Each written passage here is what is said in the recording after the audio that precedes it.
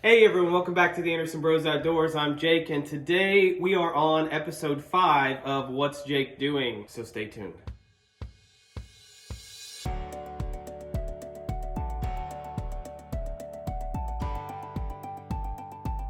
Hey everyone, welcome back. As I said, my name is Jake, and today on episode 5 of What's Jake Doing, we're going to dive right in with project number 1.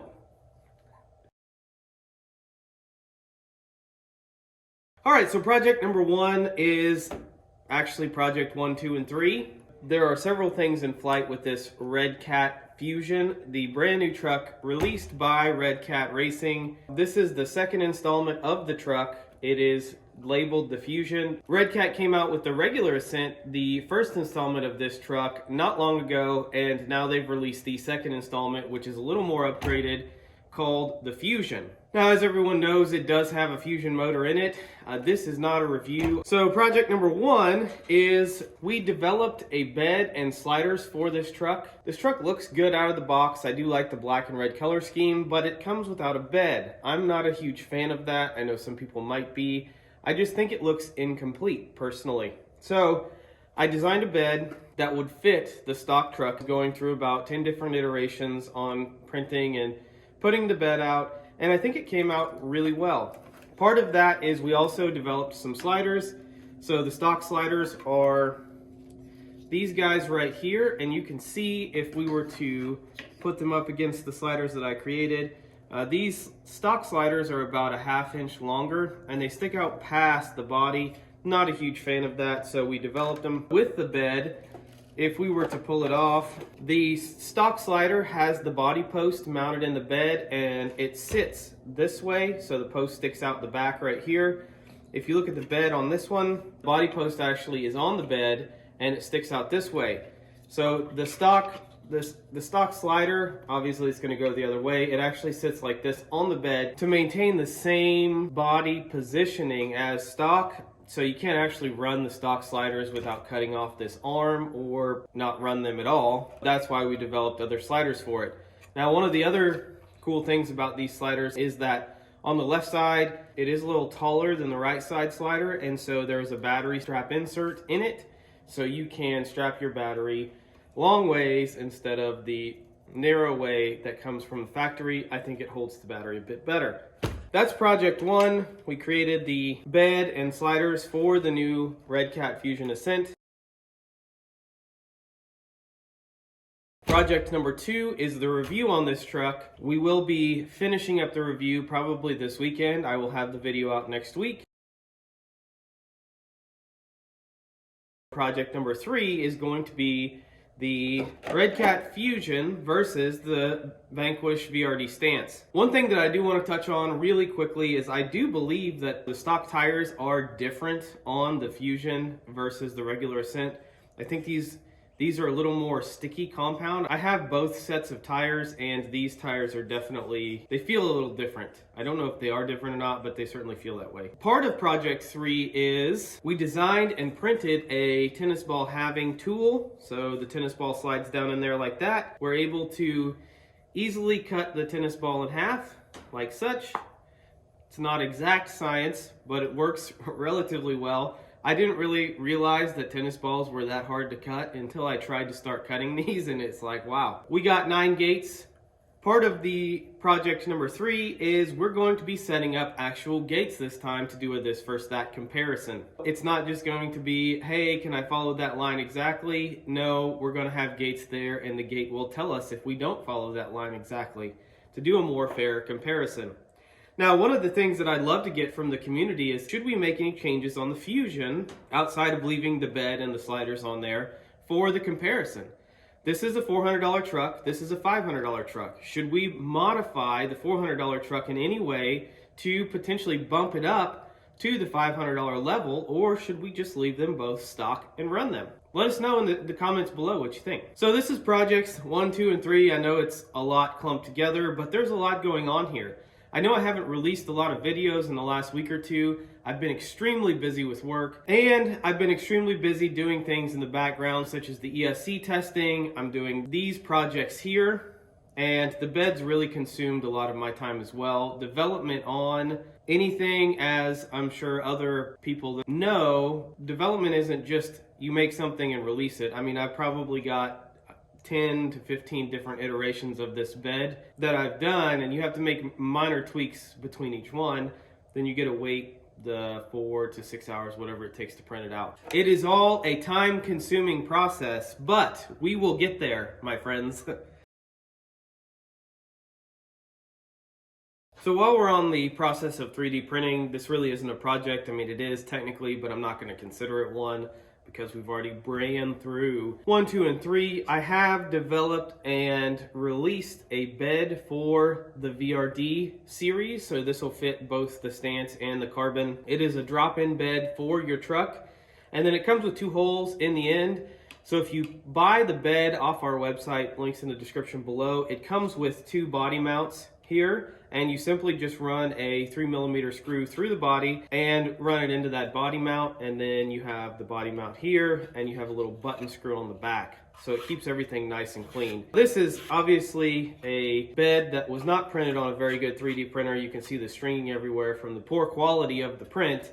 The beds that we are selling are printed on a nice printer, and they come out in a much better condition than this one. This is just one of the original development beds that I had created. The other good printer was in use, so I ended up using the not so good printer to print this out. The bed does sit in there, you know, like you would expect, and it is compatible with the stock truck. As an example, we have the VRD stance. All you have to do is take out the rear body mounts, the rear brace, and that's it. Once you take those out, you simply drop the bed in, you replace the screws from the body mounts and the brace, you screw them in here, you are good to go. This body brace here actually stays there, and from there you can then get your power wagon or half cab or whatever body you choose. The body mounts will be here. You simply put it and mock it up and you're good to go. These are for sale on the website. You can either buy a printed bed or you can buy the STL for it. We have gotten some questions on these beds. The first question is, why is it so high? I've seen some other people design beds that are really low. What this bed was designed to do was to really hide the shock towers. So by hide them, I mean the bed goes past the shock towers, so they're not protruding the bed. I think that that looks better personally. I know it's not doing that on the Redcat, but if you're looking at the Redcat with the bed on it, it's actually, the bed is sitting right here where it should be, in line with the cabin right about here, and so that's how these beds were made. One of the other things that you will have to do if you purchase a bed or you purchase the STL on the website is you will have to drill a hole for the shock tower. I spent a very long time thinking about this and how I could potentially do it without forcing the purchaser or whoever buys one of these to do that. Unfortunately, I just didn't come up with a good way outside of building it with all of the holes available. I don't like all of the holes in the bed. I think it looks tacky because you're not utilizing them. Feel free to drop a comment below and tell me if that's something that you would rather have, the holes, or not.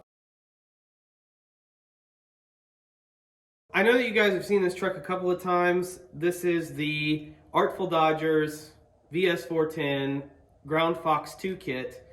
It has this awesome beat to death Ford body on it that's pinched from Proline. And we've made a couple of modifications to this truck, but project number 4 is I did end up breaking one of the custom mounts that I made for it. So the Ground Fox is originally a chassis mounted kit for the VS410. At the time of its release, Vanquish had not released the servo on axle mount or the behind the axle mount, and so it was strictly for just the VS410.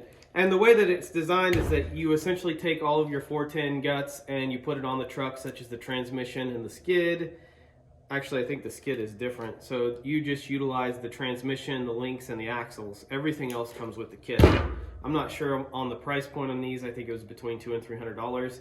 I don't really remember. The change that I made is I was out crawling with my buddy Chaz, and he just built a Vanquish VRD, and we were messing around, having a good time. I didn't record any of it, unfortunately. But halfway through the crawl, my servo, I had a NSDRC 700 low profile servo in here on the behind the axle. It is paired with this Rhino 80 amp ESC. And you can see we do have some capacitors here. I don't think that those are Zener diodes. I don't know. I'm not an electrical engineer. All I know is that I was crawling just fine, and then all of a sudden the truck stopped, the ESC restarted, and once it did, I had no steering. I took the servo out and I took the back off of the servo, and one of the three main, I don't know, circuits was fried. The bug hit me. I got it. I see a lot of people complaining about the direct power in SDRC servos burning up from having Homes Hobbies or the Rhinos or different drone ESCs is what they're called. It finally happened to me. I'd been running the 700, I've run the 800s, I've run a lot of them on a lot of the drone ESCs and not ever had any problem. However, this time I had a problem.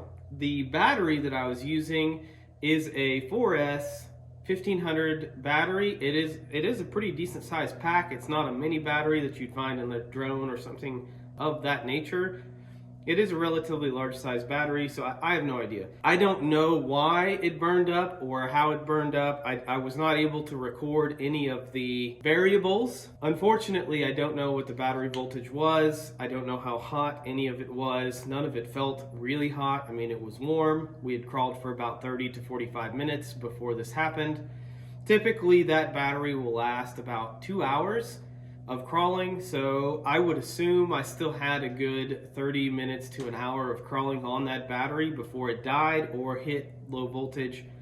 So I don't know. Project 4 is we bought a Savix. It's a submarine servo. It's an SW2290SG. The reason that I bought this is this was the most powerful servo that I found in my local hobby store, and I wanted to replace it for going crawling this weekend. I did buy that and I actually tested it. It tested relatively good. On 6 volts, the servo actually put out 762 ounces on the servo testing dyno that I have. And then on 2S or 7.4 volts, it put out 768 ounces, which is about what it's rated for at 6 volts. Did it do what it's rated for? No. Did it do at least 700 ounces? Yes. So we put it in there, we're going. And again, results for this are on the website. Would I buy it again for $154? No, absolutely not. But I was in a pinch. I needed one. It was the best one they had at the store. And I hadn't actually tested it yet, so we have more data. I love this truck. It is probably one of the most capable trucks in the fleet. That brings us into project number 5. And if you haven't noticed the theme, the last few weeks have been nothing but 3D printing. Project number 5 is the -G TRX4 kit, and this is a chassis mounted setup. You can't actually put an axle mounted setup on it because of the way the kit was designed. It's been dormant for a long time, really since the middle of last year. I figured I wanted to get it out, and I've done some updates on it. I want to continue the trend, continue to update it so I can get out and run it. We actually printed out a little cooler for it. It is a shitty cooler. I think it's actually a real brand. Pretty neat. Fits nice in the back of the bed. We have redesigned our Hilux body. We pinched the front and we printed it out. This is a 2-piece. As you can see, it's taped together. I really like the color, so I think we're gonna stick with this color for this truck.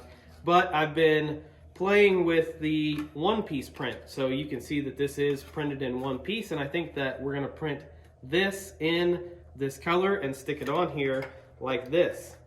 Now, the bed itself looks kind of goofy. It's just the rectangle, kind of boring. There's really not a good way of doing the bed on this truck because of the way that these shock towers are. Now, I could cut the shock towers, or I could potentially make a bed that goes past the shock towers and it cuts into the 3D printed bed. But I'm not a huge fan of that. Instead of not having a bed at all, I did go ahead and just make this rectangular looking bed. I just simply put a screw in it for now to hold the body in place. The body does have a body mount in the front, and I will put pins through it at some point. And then for the back, I will utilize a body mount or post for the bed when I get it completed. This is just for mock-up. This is probably the final form of the truck and how it's gonna sit. When you're on the trail, you see all kinds of weird and cool things, and I feel like that this would be a unique thing for the truck to have. So while I think it's not the prettiest thing in the world, it is certainly unique. One of the things that I think I'm gonna do is chop the bed down so it's got an angle, I really kind of want to angle it from the cooler down to the bottom. So I'll probably chop that out so it has a lot more aggressive angle going down. I'm not sure yet, I'm still playing with it. This is kind of on the back burner. So this is project number 5, the good old Hilux cabs.